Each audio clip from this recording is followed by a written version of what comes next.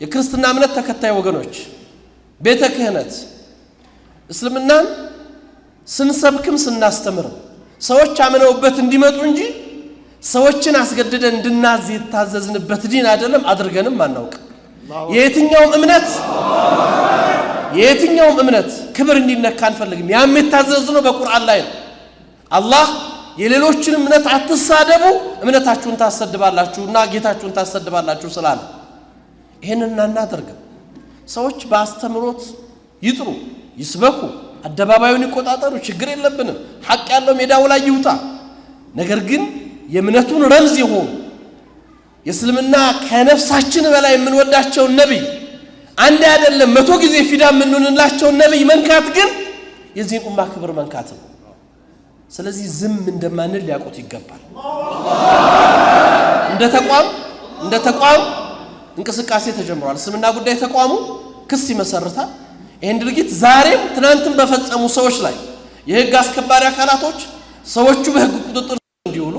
አላስፈላጊ ነገር እንዳይደረግ እንዲያደርጉ በህግ ተጠያቂ እንዲሆኑ እንጠይቃለን ህጋዊውን ስርዓት ተከትለን እንሄዳለን ይሄን ያነሳሁት እናንተ ወጣቶች ዲናችሁን ስተው ይሄ ነው ማንነታችሁ የሚመጣው እናንተን የሚደፍረው በማንነታችሁ አይቶ ስለዚህ በእናንተ ዘመን ነብዩ መነካት ሞት ነው ይሄንን አስቡት ለሩማት ላይ እነዛን 50 ሩማቶችን ሲያስቀምጧቸው ወስያቸው ምን ነበር በሞት እንኳን ቦታ አትልቀቁ ነው አይደል በሞት የመጨረሻው ከነብዩ ሞት በላይ አይደለም እኔ በሞት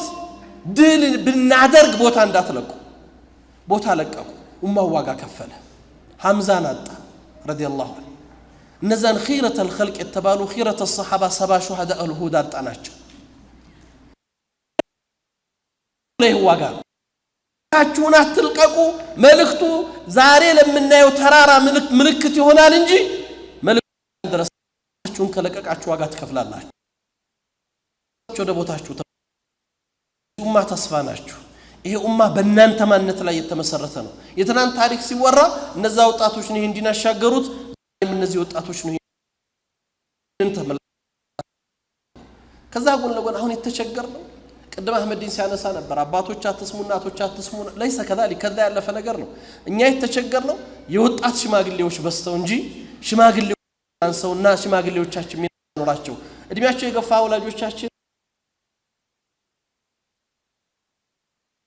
ዛሬ አካሉ ወጣት የሆነ ልቡ ሽማግሌ የሆነ ወጣት በስቶ ነው የተቸገርነው ሚናው ያልገባው መስራት የሚገባውን ነገር ያልተረዳ ነው እንጂ አስቡት ቅድም ኢብራሂም ኡማ ኻኒታ ያላቸው ጌታ አንድ ወጣት ኡማን የወከለ ወጣት ሱራቅ ኢብኑ ማሊክ ማን ነው ወረቃ ኢብኑ ነውፈል የናታችን ኸዲጃ አጎት የነብዩ ሰለላሁ ዐለይሂ ወሰለም ስለ ሪሳላው ያስታውሳቸው ሳላክሰው እድሜያቸው ገፍቷል አይደለም 90ዎች ውስጥ ነበርኩ 90 ውስጥ ነው እናታችን ኸዲጃ የነብዩ ሰለላሁ ዐለይሂ ወሰለም ሁኔታ ሲነግሯቸው ከዚህ ኡማ የሚቀሰቀሱት ነብይ እሳቸው እንደሆኑ ከገለጹ በኋላ ምን ነበር ያሉት አላህ ወጣት ቢያደርገኝ ፈተናው ሲደርስበት ከጎኑ ቀን እመኝ ነበር 90 ዓመት ሽማግሌ ማለት ነው ለዚህ ነበር ነብዩ መሐመድ ሰለላሁ ዐለይሂ ወሰለም ወረቃ ኢብኑ ነውፈል የብአስ ከኡማ ነው ያሏቸው ብቻውን የተረዳ ሰው እድሜው ገፍቶ ዋጋ ሊከሰነሰው የ90 ዓመት ሽማግሌ ቢኖር አላህ ብቻውን እንደው ማይቀሰቅሰው አላ ሰው ባልተረዳበት ጊዜ ሚናው የገባው ሐላፊነቱን የተረዳ አላ